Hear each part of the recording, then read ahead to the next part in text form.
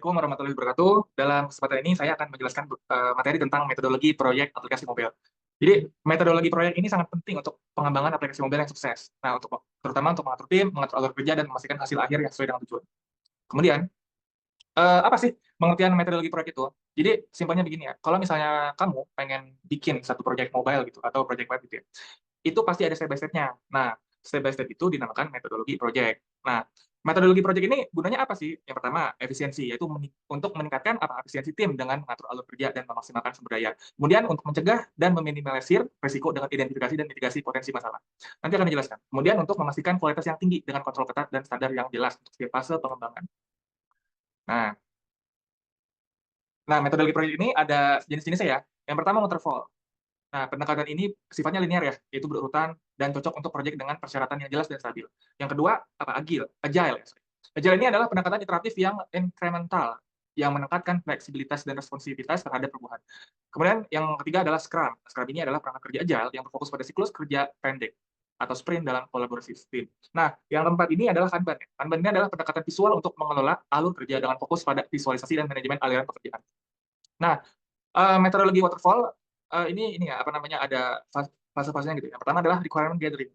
Jadi ini adalah fase pengumpulan persyaratan dan kebutuhan dari pengguna dan stakeholder. Jadi mereka ini biasanya mengumpulkan informasi dulu dari beberapa user ya atau stakeholder. Gitu. Kemudian setelah mereka tahu nih kebutuhannya baru didesain. Itu dirancang seperti misalnya arsitektur aplikasinya, UI UX dan lain-lain. Kemudian yang ketiga ada implementation atau implementasi ya. Ini adalah fase pengembangan kode dan integrasi berbagai komponen aplikasi. Kemudian selanjutnya ada verifikasi, yaitu fase pengujian dan validasi fungsionalitas dan kualitas aplikasi. Jadi setelah dikembangkan kodenya gitu ya, dibuat misalnya. Nah, habis itu ada verifikasi gitu ya. Diuji biasanya dalam bentuk ini aja deploy aplikasi tapi yang sudah di-deploy gitu. Nah, kemudian ada maintenance. Kan sudah teruji nih ya barulah dipakai oleh banyak user tapi dipelihara gitu ya. Biasanya ini terlibat juga dengan fase pemeliharaan, perbaikan dan peningkatan aplikasi setelah peluncuran. Nah, yang kedua adalah metode agile ya. Sorry, nggak ada gambarnya.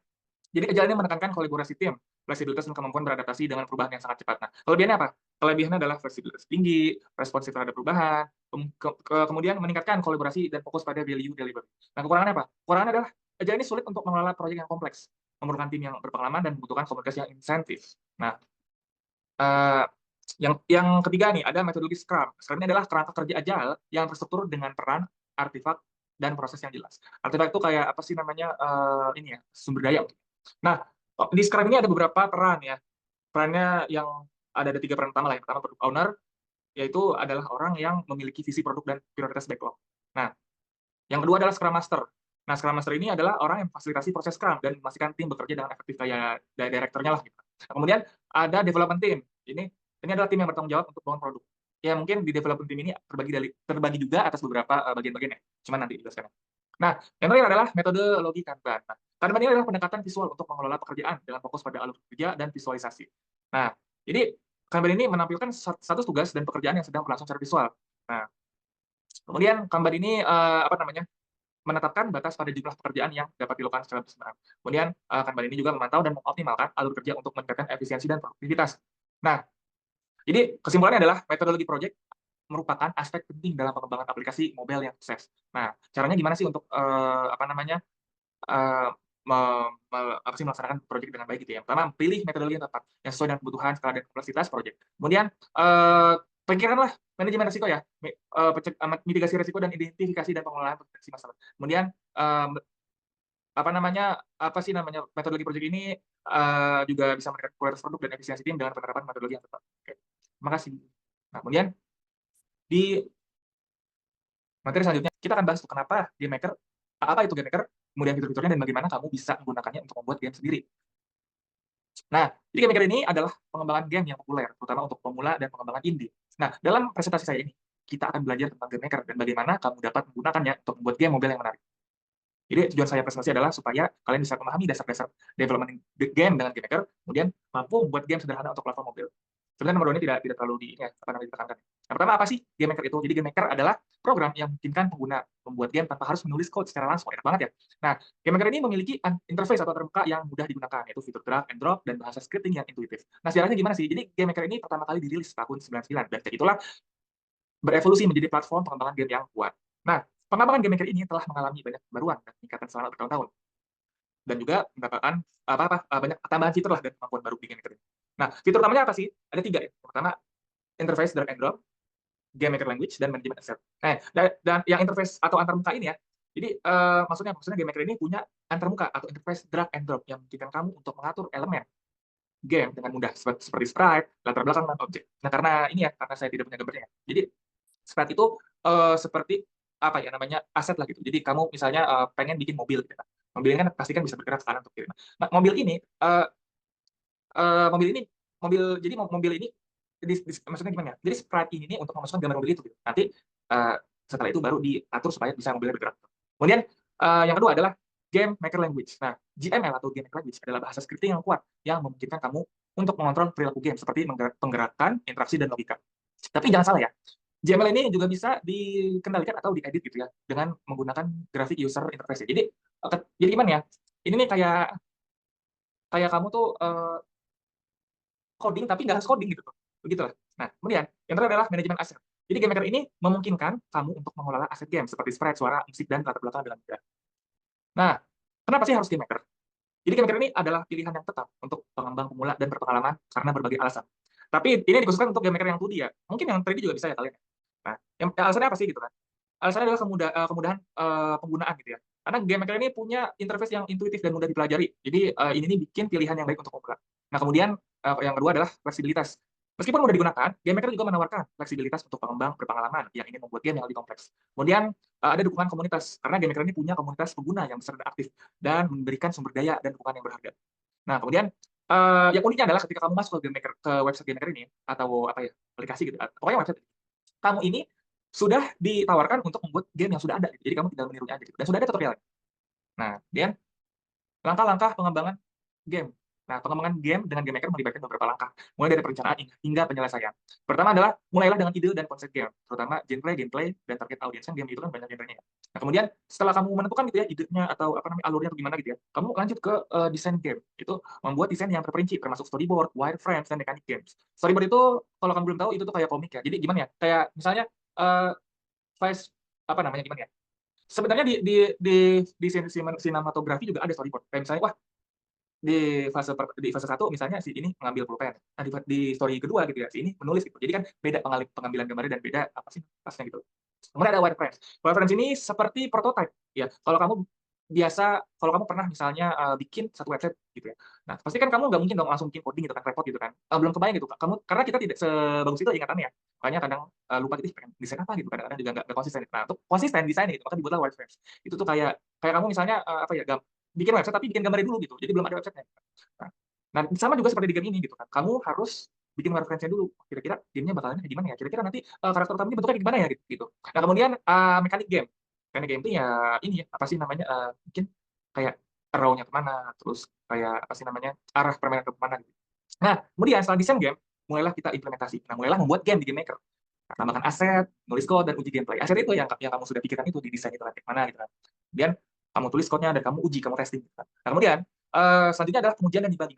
Setelah kamu bikin itu kan kamu uji itu ya, kamu debug gitu. Apakah ada masalah atau ada mungkin bug yang lain gitu kan yang bikin gamenya terhambat gitu ya. Nah, kemudian setelah itu adalah penyelesaian. Nah, selesaikan game dan siapkan untuk diterbitkan. Ekspor game ke platform yang diinginkan.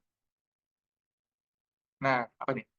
Nah, demo praktis. Mari kita lihat contoh praktis bagaimana buat game sederhana dengan game Maker. Sebenarnya tidak ada ini ya, tidak ada bedanya dengan yang tadi ya. Tapi gini lah, karena kita tidak punya gambarnya ya. Jadi saya punya ini sih sebenarnya game Maker, cuman agak lama nih. Maker, nah, game Maker ini. Kita bandingkan ya, kita bandingkan guys.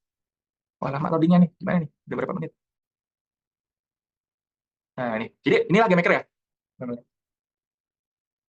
Nah, tadi kata ini di PPT gimana? Nah, yang lucu adalah tadi yang saya bilang tuh ya. Ketika kamu mulai membuka game Maker ini, kamu sudah ditawarin kamu mau bikin game yang kayak mana gitu. Ini bagus. Game, ya kan? Game template. Misalnya apa? Shooter gitu ya. Tapi shooter saya udah pernah ada virus aja. Let's go. Loading lagi. Kita mungkin open aja kali ya. Karena di zona dulu. Kan, ribet kan? Pernah aja open. Space Rock 1, open. Dah.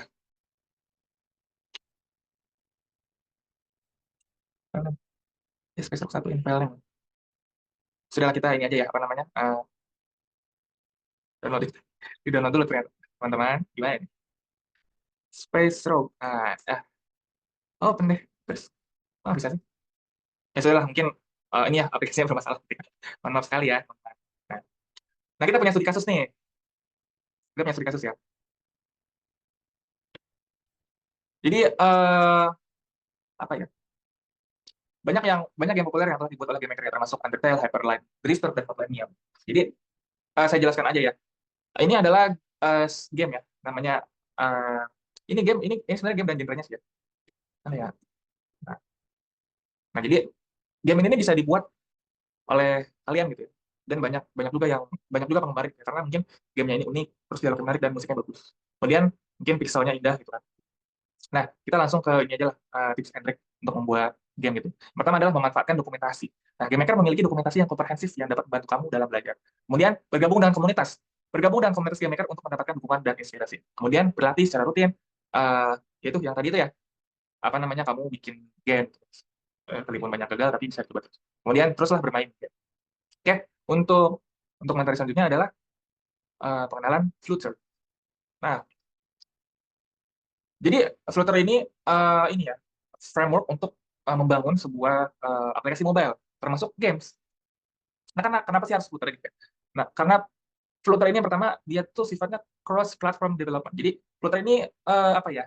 Membuat kamu tuh bisa untuk menulis kode sekali gitu dan mendeploy-nya ke Android dan iOS gitu. Jadi bisa bisa dideploy di Android maupun di iOS gitu kan. Jadi kan nggak kamu apa ya, lebih saving time, lebih mudah gitu. Kedua, high performance ya, performanya tinggi ya. Karena Flutter ini menggunakan rendering engine-nya sendiri yaitu Skia. Nah, apalagi rendernya ini kan smooth dan efisien performanya untuk di beberapa device gitu. Kemudian Flutter ini bisa kamu lihat kayak gimana ya? Jadi ada satu fitur namanya hot reload ya, yaitu membuat kamu apa ya, gimana? Uh, like this is allow you to see the effect of your codes change instantly without restarting the application. Maksudnya adalah dia itu bisa apa ya, membuat apa effect gitu ya. Apa ya, the effect of your code change instantly without restarting the application. Ya nanti saya jelaskan. Nah, kemudian widgetnya sangat ini ya, sangat kaya ya, karena dia memprovide kita gitu ya, set yang komprehensif untuk widget yang bisa di customize gitu ya, bisa diatur-atur gitu ya. Terus juga apa namanya, jadi kamu juga bisa untuk membangun gitu ya, apa fitur-fitur yang visual gitu dan UI yang interaktif. Nah, apa itu Flutter gitu ya? Jadi Flutter itu adalah collection of pre-built UI components like buttons, text field, and layouts. It provides a declarative way to build user interface. Nah, Flutter itu seperti uh, sebuah perpustakaan gitu ya. Isinya adalah layouts, teks gitu kan, button-button yang bisa kamu gunakan, bisa kamu panggil gitu kan. Nah, it provides a declarative way to build user interface. Dan kamu sewaktu itu kan pasti bisa mendeklarasi apa ya sih namanya, komponen itu, bisa memanggil komponen itu kan, ketika kamu butuh gitu. Jadi kamu nggak usah bikin komponen lain gitu. Jadi kamu sudah punya Flutter gitu. Nah, Flutter ini juga menggunakan Dart programming language, yaitu a modern object-oriented language designed for building web, mobile, and server applications. It's easy to learn for developers familiar with other language. Ini adalah apa namanya, object-oriented apa ya, bahasa yang bahasa object-oriented yang didesain untuk membuat aplikasi game, mobile, dan server. Nah, ini mudah gitu untuk kamu pelajari, apalagi untuk apa sih developer yang pemula gitu. Nah, arsitekturnya bagaimana gitu ya? Di top layer kamu punya Dart framework, yaitu layer yang contain widgets, yaitu yang memiliki widgets, yang mengandung widgets. Dan ini apa sih? Provide kamu tuh maksudnya adalah dan ini memberikan kamu antarmuka yang berkualitas tinggi gitu ya untuk UI developer kamu. Nah, kemudian ada Flutter Engine. Nah, Flutter Engine ini ditulis dengan bahasa C++. Dan ini yang menghandle rendering dari widget tersebut. Kemudian dia tuh berinteraksi dengan platform dan memanage Dart runtime-nya gitu. Kemudian ada Embedder. Embedder ini bertanggung jawab untuk mengintegrasi Flutter dengan underlying operation sistemnya. Nah, kemudian ini juga memastikan kompatibilitas dengan Android dan iOS. Nah, kemudian Dart programming language ya, Dart programming language. Apa itu? Jadi ini adalah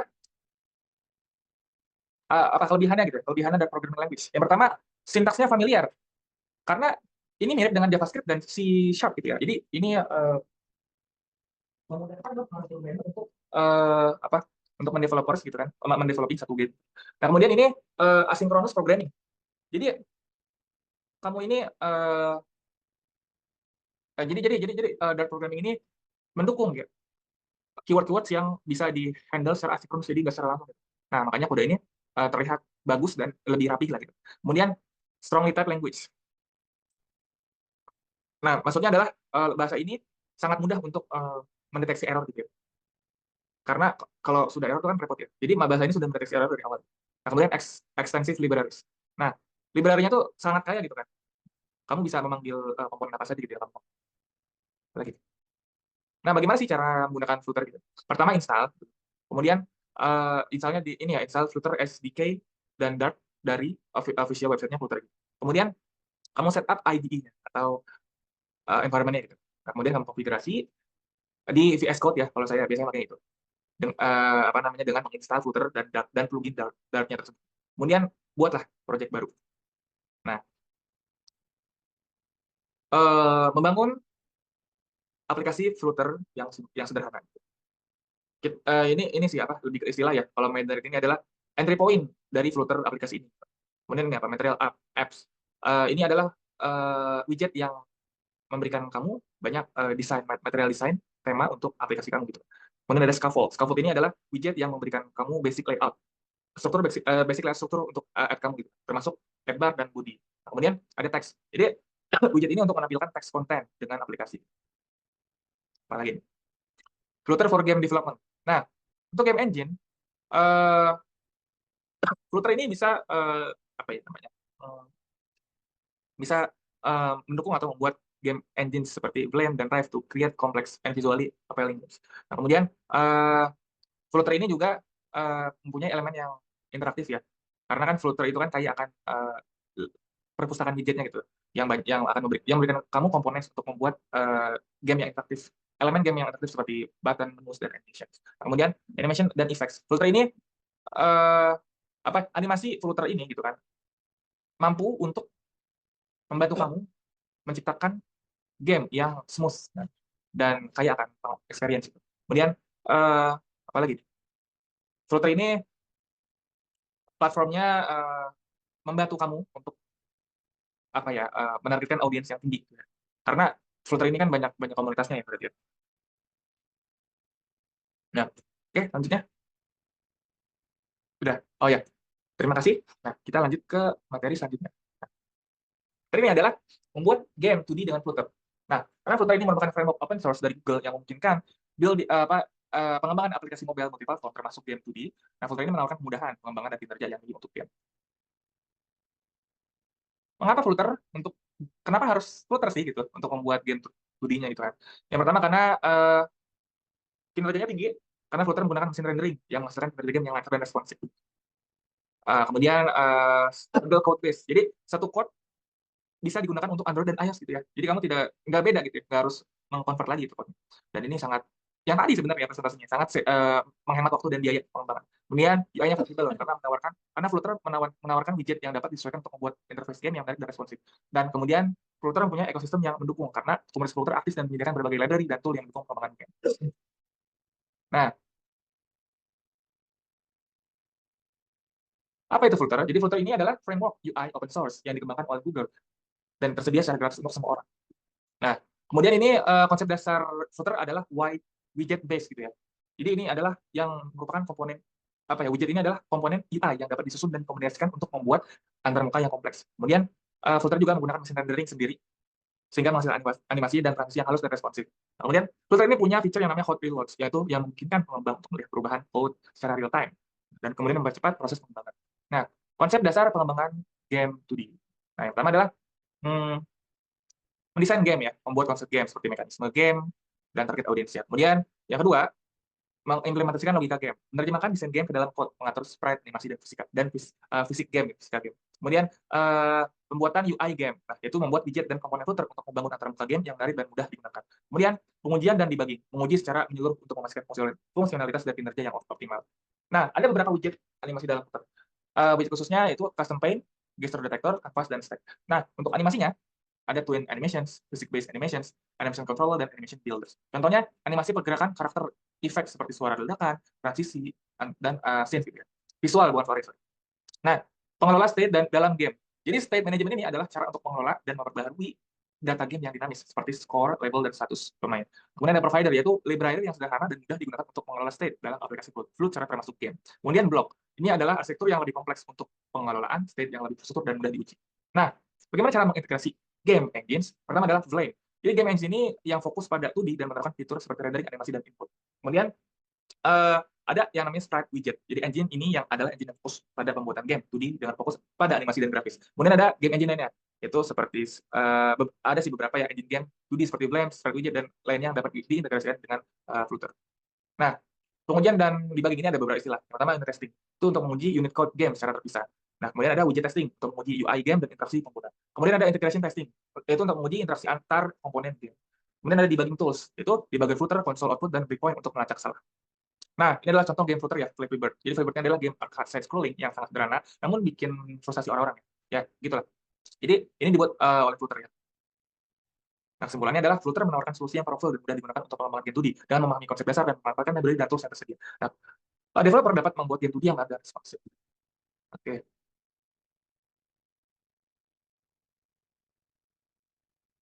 Nah, materi kita sekarang ini adalah kontrol objek dengan satu tombol panah.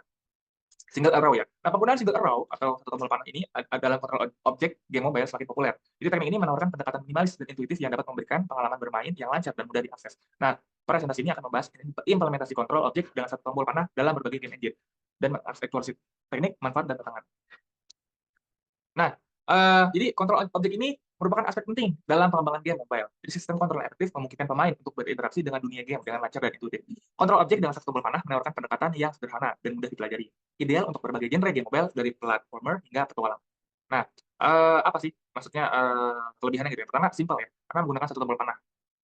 Dan yang jelas mengurangi kompleksitas kontrol, membuat game lebih mudah diakses oleh pemain baru. Kemudian, kedua, intuitif. Jadi, kontrol yang simpel ini mudah dipelajari karena meningkatkan experience pengguna dan meminimalkan kurva pembelajaran.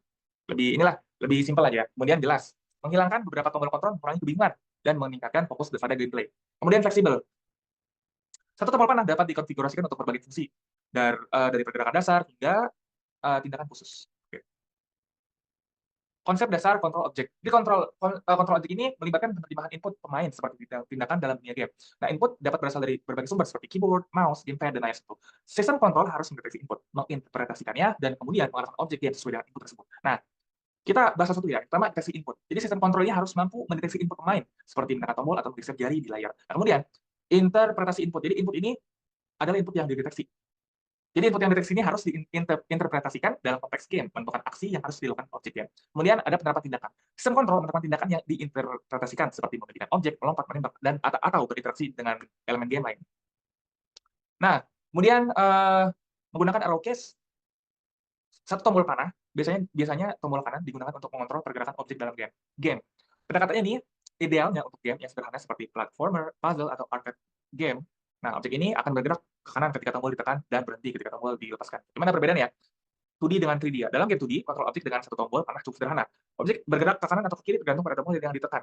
Nah, teknik ini dapat digunakan untuk mengontrol karakter pemain, musuh, atau objek yang dapat dikoleksi dalam game. Nah, berbeda dalam game 3D ya, kontrol dengan satu tombol panah dapat digunakan untuk mengontrol pergerakan objek pada sumbu horizontal. Teknik ini sering dikomunikasikan dengan kontrol tambahan untuk pergerakan vertikal atau rotasi. Nah, langkah-langkah implementasi. Implementasi kontrol objek dengan satu tombol panah bervariasi tergantung pada game engine yang digunakan. Berikut adalah panduan untuk beberapa game engine populer. Yang pertama adalah Unity Engine ya. Ini adalah game engine yang menggunakan input manager untuk mendeteksi input keyboard. Anda dapat memetakan tombol panah kanan ke tindakan yang diinginkan seperti bergerak ke kanan, C# dapat digunakan untuk mendeteksi input tombol panah dan memperbarui objek posisi game. Nah, kemudian ada Unreal Engine, ini sukan saya. Unreal Engine ini memungkinkan konfigurasi input melalui blueprint atau C++. Jadi blueprint visual scripting ini dapat digunakan untuk memetakan tombol panah kanan ke event yang menggerakkan objek ke kanan.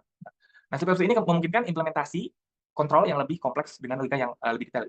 Kemudian ada custom game engines. Dalam kontrol game engines, Anda perlu membuat struktur input handler sendiri. Seperti input handler harus dapat mendeteksi input tombol panah dan menerjemahkannya ke tindakan sesuai. Nah, integrasi input handler dengan renderer dan game logic memastikan responsivitas yang optimal. Nah, bicara tentang responsivitas dan kecepatan kontrol objek dengan satu tombol panah sangat penting untuk pengalaman pengguna yang baik. Karena pendekatan yang baik memastikan objek dalam game tersebut merespon input main dengan segera dan lancar. Nah, apa itu? apa yang harus dipastikan? Yang pertama, frekuensi updates. Itu memperbarui posisi objek game, lebih sering menggunakan respon yang lebih cepat dan pengalaman yang lebih lancar. Yang kedua, input lag.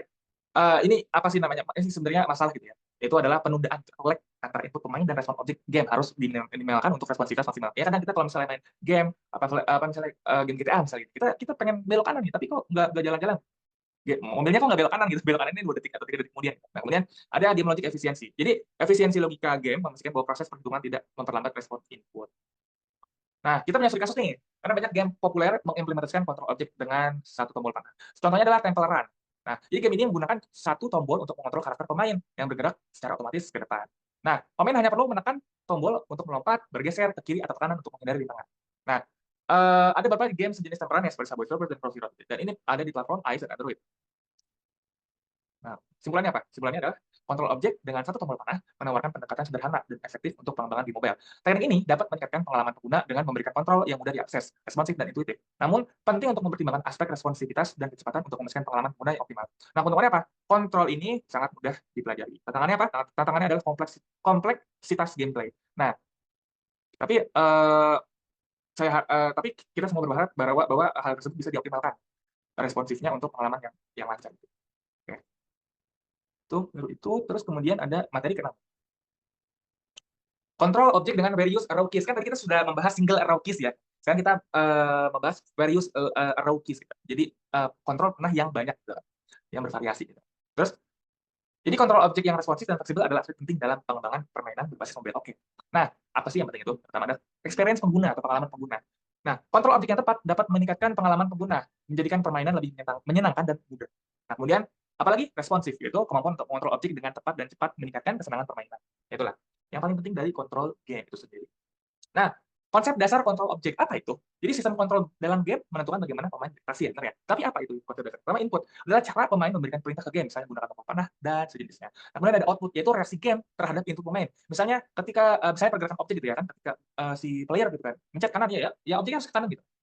Kemudian logika, aturan yang mengontrol bagaimana input diubah menjadi output, menentukan interaksi antara pemain dan game.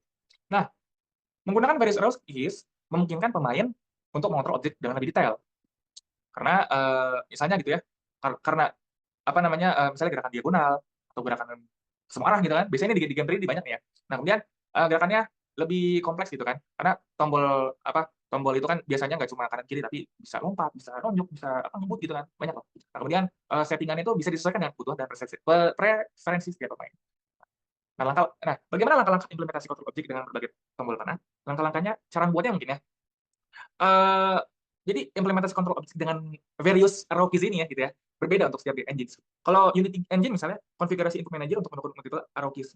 Nah, kalau Unreal Engine ini melalui blueprint atau C++. Nah, kalau game engine, custom game engine ini adalah desain sistem input handler yang mendukung kontrol objek dengan berbagai tombol panah. Nah, kemudian responsif dan kecepatan. Responsif dan kecepatan dalam penggunaan berbagai tombol panah sangat penting untuk pengalaman pengguna yang positif. Nah, kita punya studi kasus ya, beberapa game mobile telah sukses mengimplementasikan kontrol objek dengan berbagai tombol panah. Contohnya, Super Mario Run. Nah, game ini menghadirkan kontrol virtual joystick yang mudah digunakan untuk menggerakkan Mario untuk lari, lompat, dan beraksi berbagai aksi lainnya gitu, yang bermacam-macam. Kemudian ada Rayman VR Land. Ini mirip sama Super Mario ya kan? Jadi Rayman ini juga menggunakan kontrol virtual joystick untuk menggerakkan Rayman berlari, melompat, dan meninju. Nah, kemudian ada Mantis Man. Game ini punya kontrol yang lebih sederhana, hanya dengan tombol panah atas untuk melompat dan tombol panah bawah untuk mendarat. Jadi pemain harus mengatur waktu lompatan Mantis Man dengan tepat untuk melewati rintangan dan mengumpulkan poin. Nah, kesimpulannya, penggunaan various arrow keys gitu ya, memungkinkan kontrol objek yang lebih kompleks dan fleksibel. Nah, kemudian meningkatkan pengalaman pengguna dengan kontrol yang lebih responsif dan intuitif. Kemudian membuka peluang baru untuk desain mekanisme game yang lebih kompleks dan menarik. Kemudian tapi ada keterangannya itu membutuhkan pertimbangan dan implementasi yang cepat untuk memastikan kinerja dan pengalaman pengguna yang optimal. Ya, terima kasih. Kita lanjut ke materi yang 7 ya, terakhir ya. Ini materi ke-7. Nah, oke. Membuat dash demo game. Jadi presentasi ini akan membahas bagaimana cara membuat game demo dengan fitur dash dengan menggunakan elemen yang penting dalam pengembangan game mobile. Nah, kita akan mempelajari tahapan perencanaan, desain, dan implementasi game demo dengan memanfaatkan Unity sebagai engine game yang populer. Nah, jadi tujuan presentasi ini adalah untuk memberikan pemahaman yang mendalam tentang pembuatan game demo dengan fitur dash dalam konteks pengembangan game mobile. Nah, memahami cara membuat game demo penting karena berfungsi sebagai bukti konsep atau proof of concept yang menunjukkan fungsionalitas dan gameplay inti dari game yang lebih besar. Nah, yang pertama adalah validasi konsep. Jadi game demo memungkinkan pengembang untuk menguji dan validasi konsep game, mekanik dan fitur sebelum investasi waktu dan sumber daya yang lebih besar dalam pengembangan penuh. Kemudian ada iterasi pengujian. Itu membuat demo game memungkinkan pengembang untuk menguji dan mengintegrasi konsep game secara tepat dan efisien. Kemudian memperoleh umpan balik dari pemain, feedback gitu ya, dan melakukan perbaikan sebelum pengembangan lebih lanjut. Kemudian ada presentasi pemasaran. Game demo digunakan untuk mempromosikan game kepada investor, penerbit atau audiens target, membangun kegembiraan dan mengumpulkan umpan balik feedback awal. Pembelajaran. Game demo juga bisa menjadi experience belajar gitu ya, yang berharga bagi pengembang, mengajarkan mereka tentang berbagai aspek pengembangan game seperti desain level dan mekanik game dan optimasi. Apa itu DS Demo Game? Jadi DS Demo Game adalah sebuah game demo sederhana yang memungkinkan yang mendemonstrasikan mekanik dash sebagai elemen gameplay utama. Jadi fitur dash ini memungkinkan karakter untuk bergerak dengan kecepatan tinggi untuk waktu yang singkat dan seringkali digunakan untuk menghindari rintangan menyerang musuh atau mencapai tujuan dan tepat. Nah, tujuannya apa? Adalah untuk menunjukkan bagaimana fitur dash bekerja dalam gameplay, menunjukkan mekanik inti dan memberikan pengalaman dasar pada pemain. Nah, fitur utamanya apa? Fitur utamanya adalah yang pertama, karakter yang dapat bergerak dengan dash. Nah, kemudian mekanik dasar seperti lari, lompat, dan dash. Nah, kemudian level sederhana yang dirancang untuk menunjukkan fitur dash. Kemudian ada kontrol dasar untuk menggerakkan karakter. Kemudian ada efek visual untuk dash, misalnya blur, particle system, dan lain-lain. Nah, contohnya apa? Contohnya misalnya di Temple Run dan Subway Surfers ya, adalah contoh yang baik yang menggunakan mekanik dash gitu, sebagai elemen gameplay utama. Nah, contoh lainnya seperti Sonic the Hedgehog dan Rayman Legends. Itu juga aplikasi menggunakan dash. Nah, perencanaan dan desain game. Ini adalah tahap yang penting sebelum memulai pengembangan game demo. Tahap ini melibatkan penetapan konsep game, menentukan mekanik gameplay, dan merancang level dan visual game. Nah, ada beberapa hal penting dalam desain game. Yang pertama adalah konsep game. Itu menentukan tema game, target audiens, dan cerita game, jika ada ya. Misalnya di demo game deh, bisa bertema lari tanpa henti, dengan karakter yang harus menghindari rintangan dan mengumpulkan poin. Nah, kemudian yang kedua adalah gameplay. Tentukan mekanik game utama, termasuk cara karakter bergerak, berinteraksi dengan lingkungan, dan mencapai tujuan. Nah, dalam demo game ini, mekanik dash menjadi elemen gameplay utama. Nah, kemudian fitur ya, tentukan fitur tambahan yang ingin ditambahkan seperti tangan, musuh, item power up, atau sistem scoring. Nah, mempertimbangkan kebutuhan game demo yang ingin dicapai. Nah, kemudian ada desain level. Nah, buat desain level yang sederhana, tapi menarik untuk menunjukkan fitur dash dengan jelas. Level bisa berupa lintasan lurus, lintasan berliku, atau dengan berbagai rintangan. Nah, kemudian yang terakhir adalah mekanika game. Nah, tentukan mekanik game lainnya yang mendukung fitur dash seperti lompat, geser, atau kemampuan khusus yang berhubungan dengan dash. Apalagi nih? Nah, pemilihan teknologi. Apa ya? Basis teknologi. Pemilihan teknologi ini yang tepat sangat penting ya untuk game gitu ya, karena beberapa framework dan game engine yang populer untuk pengembangan game mobile online ada Unity, Unreal Engine, Godot, dan lainnya. Jadi banyak. Nah, pemilihan teknologi ini akan mempengaruhi dipengaruhi oleh kebutuhan game dan akan mempengaruhi pengembangan gamenya itu gitu kan. Nah, targetnya juga sangat mempengaruhi. Nah, kemudian apa tuh? Teknologinya apa? Ada ya intinya ada 3 ya, Unity. Ya, yang pertama Unity. Jadi Unity ini adalah engine game yang populer dan mudah dipelajari, cocok untuk developing game 2D dan 3D, termasuk game mobile. Nah, Unity ini menyediakan banyak fitur yang mendukung pengembangan game seperti scripting, fisika, dan rendering. Kemudian ada Unreal Engine. Ini adalah engine game yang kuat dan canggih, sangat kuat dan canggih. Sering digunakan untuk game AAA, tapi juga dapat digunakan untuk pengembangan game mobile. Game PC mungkin maksudnya. Nah, Unreal Engine terkenal dengan kualitas grafisnya yang tinggi dan kemampuan untuk membuat game yang kompleks. Kemudian ada Godot. Godot adalah engine game open source yang mudah dipelajari dan digunakan. Nah, Godot ini cocok untuk pengembangan game 2D dan 3D, termasuk game mobile. Nah, Godot juga menyediakan berbagai fitur dan alat untuk pengembangan game dan memiliki komunitas yang aktif. Nah, bagaimana membuat demo game dengan ini dia? Saya tidak akan menjelaskan secara rinci ya, cuman intinya ada beberapa langkah ya. Pertama, setup proyek. Jadi pertama kamu harus buat project baru nih, new project di Unity, dan mengklik ya new project itu kan. Nah, pilih pengaturan sesuai untuk game mobile seperti resolusinya dan platformnya. Nah, kemudian desain karakter. Nah, kamu bisa buat atau import sprite atau model 3D untuk karakter Dash. Nah, pastikan karakter itu memiliki visual yang menarik dan cocok untuk tema game ini. Kalau menggunakan sprite, atur animasinya dulu untuk gerakan lari, lompat, dan dash. Nah, kemudian selanjutnya adalah mekanika dasar. Tambahkan mekanika dasar untuk gerakan karakter seperti lari, lompat, dan dash. Nah, Anda dapat menggunakan script C# dan Unity built-in physics engines untuk mengimplementasikan mekanika ini. Selanjutnya adalah design level. Buatlah level sederhana untuk demo yang menunjukkan fitur dash dengan jelas. Kamu bisa menggunakan 2D plane atau 3D terrain untuk membangun level. Tambahkan rintangan musuh atau item power up untuk memperkaya gameplay. Yang selanjutnya adalah implementasi kontrol. Atur input kontrol untuk karakter dash, misalnya menggunakan tombol virtual pada layar atau menggunakan accelerometer. Pastikan kontrol responsif dan mudah digunakan. Nah, kemudian ada pengujian. Lakukan playtesting untuk memastikan game berjalan sesuai harapan. Uji mekanika dasar, kontrol, dan level untuk menemukan bug atau kekurangan yang perlu diperbaiki. Nah, implementasi fitur dash. Fitur dash ini adalah elemen gameplay yang penting dalam dash demo game ya. Fitur ini memungkinkan karakter untuk bergerak dengan kecepatan tinggi untuk waktu yang singkat, yang dapat digunakan untuk menghindari rintangan, menyerang musuh, atau mencapai tujuan dengan cepat. Nah, implementasi fitur dash meliputi pertama, script dash. Nah, script dash ini ditulis dengan C# ya untuk fungsi dash. Nah, script ini akan menangani perubahan kecepatan karakter saat dash aktif. Nah, durasi dash dan efek visual yang terkait. Nah, kemudian ada fisik dan collision. Astrofisika dan deteksi tabrakan untuk dash. Pastikan karakter dapat bergerak melalui rintangan saat dash aktif dan atur interaksi dengan musuh dan objek lain. Nah, kemudian ada efek visual. Tambahkan efek visual untuk dash untuk meningkatkan pengalaman pemain. Contohnya efek blur, particle system, dan perubahan warna sebentar.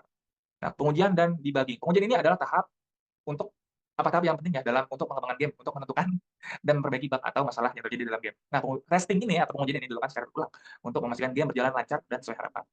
Nah, makanya uh, pertama kamu jadi ini ada istilah ya, kalau testing ini kan menjalankan game dalam Unity untuk memeriksa fungsionalitas dan kinerja game. Kemudian ada debugging, itu gunakan Unity's built-in debugger untuk melacak bug dan kesalahan dalam script. Kemudian ada playtesting. Nah, minta pemain lain untuk menguji game dan memberikan umpan balik tentang gameplay, portal, dan perkembangan. Nah, kemudian ada optimalisasi dan kinerja. Ini adalah faktor yang penting dalam pengembangan game mobile, terutama untuk memastikan bahwa game berjalan lancar pada berbagai perangkat seperti perangkat dengan spesifikasi yang berbeda.